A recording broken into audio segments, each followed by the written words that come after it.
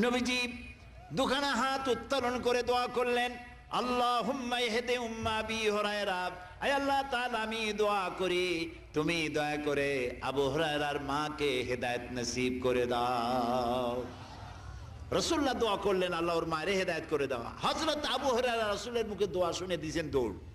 পিছন থেকে সাহাবীরা মনে করলেন আবু হুরায়রা দৌড়ায় কেন, জামা টেনে ধরছে পিছন থেকে। জিজ্ঞেস করলে আবু হুরায়রা দৌড়চ্ছ কেন, কোনো বিপদ হয়েছে নাকি? কয় না, কোনো বিপদ হয় নাই, আমাকে ছেড়ে দাও। কেন, কি হয়েছে?